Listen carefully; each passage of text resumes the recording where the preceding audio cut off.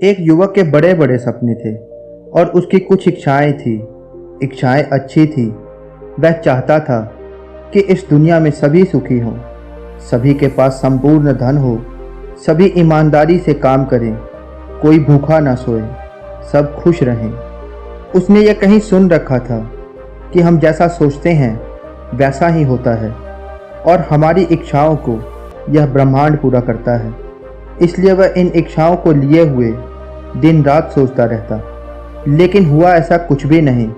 वह देखता कि दुनिया में दुख है, तकलीफ है, बेईमानी है, लोग एक दूसरे से नफरत करते हैं। उसकी इच्छाएं पूरी नहीं हो रही थी। तब एक दिन अचानक उसके मन में एक नई इच्छा ने जन्म लिया।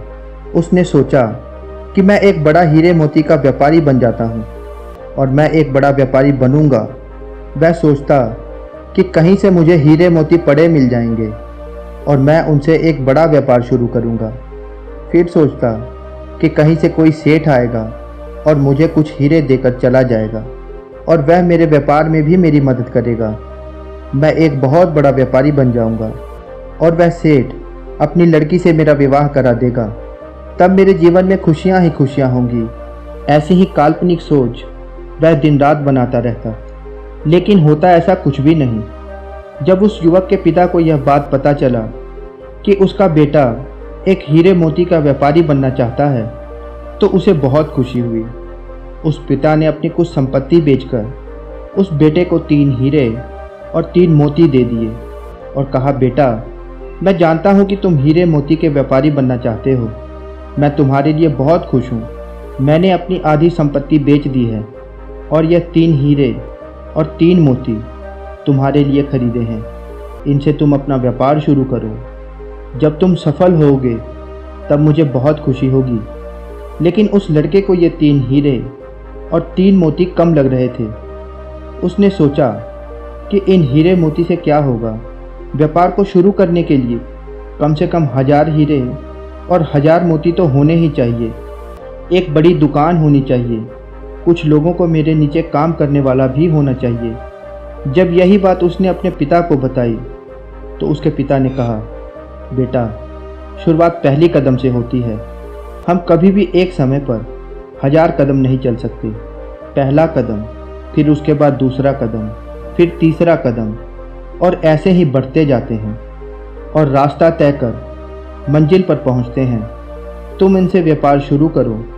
उस युवक ने व्यापार आरंभ किया और सोचने लगा कि मैं 1 माह में ऐसा व्यापार करूंगा कि शहर के बड़े बड़े व्यापारियों में मेरा नाम शामिल हो जाएगा और एक बड़े व्यापारी की लड़की से मेरी शादी होगी। तब मेरे जैसा व्यापारी यहाँ दूसरा कोई नहीं होगा। लेकिन ऐसा कुछ नहीं हुआ। 1 माह में किसी ने भी उसके 3 हीरे और 3 मोतियों से कुछ नहीं खरीदा। वह निराश हो गया। उसे लगा कि अब कुछ नहीं हो सकता। वह बड़ा व्यापारी नहीं बन सकता। अपने पुत्र को निराश होता देख उस पिता ने अपने पुत्र से कहा कि निराश होने की कोई आवश्यकता नहीं। हमें पहले बाजार को समझना होता है। जब हम परिस्थितियों को समझ जाते हैं तभी हम बाजार में कुछ बेच सकते हैं। तुम ये पता करो कि बाजार में किस प्रकार के हीरे मोती की मांग है। तुम इन 3 हीरे मोतियों को बेचकर उन्हें खरीदो। पुत्र ने कहा, पिताजी, मैंने ये पता किया था, लेकिन इन हीरे मोती को बेचकर भी मैं उन हीरे मोती को खरीद नहीं सकता। उसके लिए अधिक धन चाहिए। पिता ने बची हुई संपत्ति भी बेच दी और अपने पुत्र को धन इकट्ठा करके दिया और कहा, पुत्र, अब बस हमारे पास रहने लायक ही ज़मीन बची है। यह धन ले लो और कुछ हीरे मोती खरीद लो। अब यह तुम पर निर्भर करता है कि हमारे हालात अच्छे होंगे या बुरे। पूरी मेहनत करना, कोई कसर मत छोड़ना। पुत्र ने उन 3 हीरे मोती को बेचकर और उस धन से जो पिता ने दिया था 2 और हीरे और 2 मोती खरीदे। उसने उन हीरे मोतियों से दोबारा व्यापार आरंभ किया और सोचने लगा कि मेरे इन हीरे मोती की चर्चा दूर दूर तक होगी। राजा स्वयं मेरे हीरे मोती खरीदने आएंगे।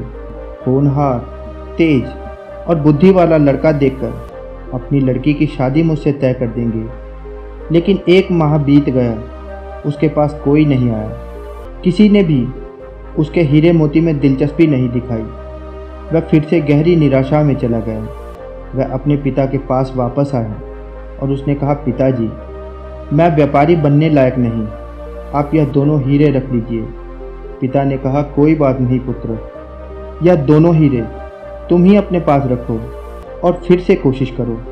युवक ने दोनों हीरे अपने पास रख तो लिए, पर उसके मन में गहरी निराशा थी। वह फिर से सोचने लगा कि काश दुनिया में सबके पास एक समान धन दौलत होती, ना तो कोई अमीर होता ना गरीब। जो कोई जो कुछ भी करना चाहता वह तुरंत हो जाता। मैं व्यापार करता और तुरंत ही बड़ा व्यापारी बन जाता। अब तो कोई मुझे अपनी लड़की भी नहीं देगा। एक दिन युवक के मन में ख्याल आया कि वह अपने घर से कहीं दूर चला जाए, जहाँ पर उसके ऊपर परिवार की जिम्मेदारी ना हो। अपने अकेले का ख्याल तो वह खुद भी रख सकता है। फिर उसने सोचा कि मैं सन्यासी बन जाता हूँ, मान सम्मान भी मिलेगा और जिम्मेदारियों से छुटकारा भी। यही सोचकर एक रात अपने घर से वह उन दो हीरों में से एक हीरा और एक मोती लेकर चला गया। जाते समय उसके ख्यालों में था कि वह बाहर मर्जी की ज़िंदगी जिएगा, ना किसी की रोक टोक होगी और ना ही किसी को जवाब देना होगा और ना ही किसी की जिम्मेदारी होगी। जीवन को पूरी मस्ती से जिएगा। घर से जाते ही उसने एक हीरा और मोती बेच दिया और 6 महीने तक आराम से ज़िंदगी को काटा। अब उसके पास धन समाप्त हो गया था। उसके पास खाने के लिए भी पैसे नहीं बचे थे और भूख किसी से भी बर्दाश्त नहीं होती। एक रात वह भूख भूख चिल्लाता हुआ इस आस में कि कोई उसे भोजन के लिए पूछ लेगा, एक रास्ते पर दौड़ता जा रहा था, लेकिन उसे किसी ने भी भोजन के लिए नहीं पूछा। तब उसे अपने घर की याद आई, अपने पिता और माँ की याद आई, लेकिन अब वह घर कैसे जाए? घर जाने के लिए भी पैसे नहीं थे और ना ही घर जाने की हिम्मत शरीर में बची थी। वह एक पेड़ के नीचे बैठा रो रहा था। तभी उसे एक आवाज़ आई। उसने आवाज़ का पीछा किया और देखा एक भिक्षु नदी के किनारे बैठकर जोर जोर से बोल रहा था, जो तुम चाहते हो वही तुम पाते हो, जो तुम चाहते हो वही तुम्हें मिल जाता है। बार बार वह यही बात दोहरा रहा था। युवक उस भिक्षु के पास गया और कहा, जिसे जो चाहिए क्या वो मिल जाता है? भिक्षु ने कहा, हाँ बिल्कुल, जिसे जो चाहिए वह मिल जाता है, जो तुम चाहते हो वही तुम पाते हो। युवक ने कहा, ऐसा कुछ नहीं है, मैंने अपनी ज़िंदगी में क्या कुछ नहीं चाहा, मगर मिला कुछ भी नहीं। भिक्षु ने कहा, तुमने अपनी ज़िंदगी में सपने ही देखे और तुम्हें सपने ही मिले। सपनों की हकीकत नहीं जानते। आंखें खुलते ही सपने टूट जाते हैं और कुछ नहीं बचता। इसी प्रकार तुमने अपने सपनों को चाहा और वही तुम्हें मिले। सब टूट गए। सपने टूटने के लिए ही होते हैं। युवक ने कहा, तो क्या सपने देखना और कुछ चाहना गलत है? भिक्षु ने कहा, नहीं, सपने देखना गलत नहीं है, कुछ चाहना भी गलत नहीं है। सपने वही देखो जो तुम पूरा कर सकते हो। उसी चीज़ को चाहो जिसे तुम पा सकते हो, जिसके लिए तुम कर्म कर सकते हो, जिसके लिए तुम मेहनत कर सकते हो। सपना बड़ा हो, चाहत बड़ी हो तो कोई बात नहीं, लेकिन तुम में वह हिम्मत होनी चाहिए कि तुम उसे अपने अधिकार में ला सको। तुम्हारे भीतर उस चाहत, उस सपने को पाने के लिए कोई शक नहीं होना चाहिए। युवक ने कहा, मैं ऐसा क्या करूं कि जो मैं चाहता हूं वह हो जाए। यथार्थ में जियो, काल्पनिक सपनों की दुनिया से बाहर आओ, अपनी सामर्थ्य को पहचानो। तुम मुझे बताओ, तुम क्या चाहते हो? युवक ने कहा, मैं हीरे और मोती का एक बड़ा व्यापारी बनना चाहता हूँ। भिक्षु ने कहा, बस इतनी सी बात? यह तो बहुत ही आसान काम है और तुम तो इसे बहुत आसानी से कर सकते हो। युवक ने कहा, आसानी से? पर कैसे? मैं तो यह करके देख चुका हूँ, हर बार असफल होता हूँ। भिक्षु ने कहा, मैं तुम्हें एक हीरा और एक मोती देता हूँ, इससे व्यापार आरंभ करो, सफलता अवश्य मिलेगी। अपना हाथ आगे करो। युवक ने अपना हाथ आगे कर दिया। भिक्षु ने उस युवक के हाथ पर कुछ रेत उठाकर रख दिया और कहा, यह लो पहला हीरा। युवक ने कहा, कहाँ है हीरा? यह तो रेत है, आप मुझे पागल बना रहे हो। भिक्षु ने कहा, यह रेत नहीं, यह समय है। और समय किसी के लिए नहीं रुकता। जैसे ही तुम अपना हाथ सीधा करते हो, यह नीचे गिर जाता है। समय ही वह हीरा है जिसका उपयोग करके तुम कुछ भी कर सकते हो। अनगिनत हीरे तुम बना सकते हो। समय जैसे हीरे को बर्बाद करना, इसका भरपूर उपयोग करना। जिसने इस हीरे का इस्तेमाल अपनी ज़िंदगी में नहीं किया, वह धूल में मिल गया। युवक ने कहा कि मैंने अपने व्यापार में समय का ही उपयोग किया था, मगर मुझे कुछ नहीं मिला। हमेशा समय का उपयोग करने से कुछ नहीं मिलता। तो भिक्षु ने आगे से कहा, इसके लिए मैं तुम्हें एक मोती देता हूँ। और भिक्षु ने इस युवक के हाथ पर एक कंकड़ रख दिया और कहा कि यह मौत ही है जिसका उपयोग करके तुम अपने बुरे से बुरे समय में भी अपने सपने, अपनी चाहत को पूरा कर सकते हो। युवक ने कहा, और ये क्या है? भिक्षु ने कहा, ये मोती धैर्य है। अगर तुम समय रूपी हीरे से लाभ नहीं कमा पा रहे हो, तो तुम्हें मोती रूपी धैर्य का उपयोग करना चाहिए। जब मानव समय और धैर्य का भरपूर उपयोग करता है, तब वह जो चाहता है वह पा सकता है। तुम एक बड़े व्यापारी भी बन सकते हो। इनका एक बार उपयोग करके तो देखो। मैं तुम्हें विश्वास दिलाता हूँ, अवश्य ही तुम जो चाहते हो वही तुम्हें मिलेगा। युवक को बहुत भूख लग रही थी। भिक्षु ने अपनी झोली से कुछ भोजन उस युवक को खाने के लिए दिया, कुछ धन दिया और कहा, यह मेरे किसी काम का नहीं, तुम्हारे काम का है। तुम इसका इस्तेमाल कर सकते हो। युवक उस धन के सहारे अपने घर वापस लौटा और उसने अपने पिता से माफ़ी मांगी। पिता ने अभी तक एक हीरा और एक मोती को संभाल कर रखा था। युवक ने पिता से वह हीरा और मोती मांगा और फिर से व्यापार आरंभ किया।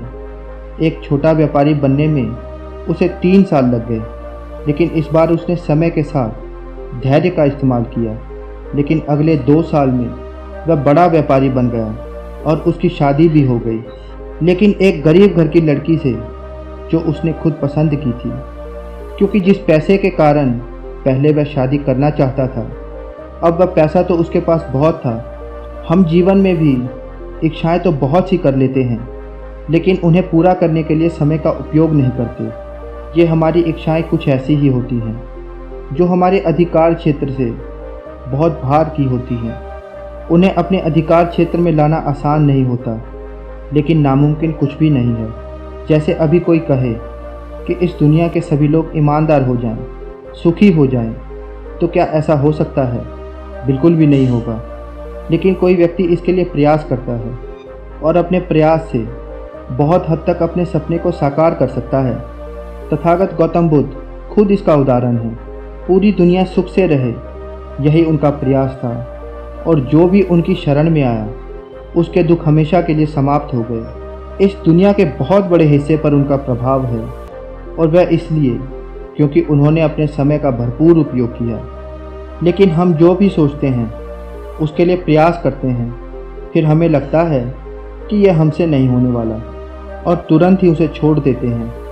तो फिर हमें लगता है कि हम अपने जीवन में कुछ नहीं कर सकते।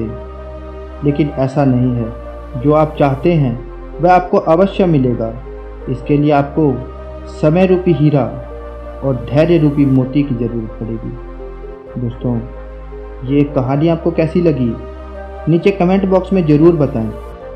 और आपने अपना बहुमूल्य समय दिया, इसके लिए आपका बहुत बहुत धन्यवाद।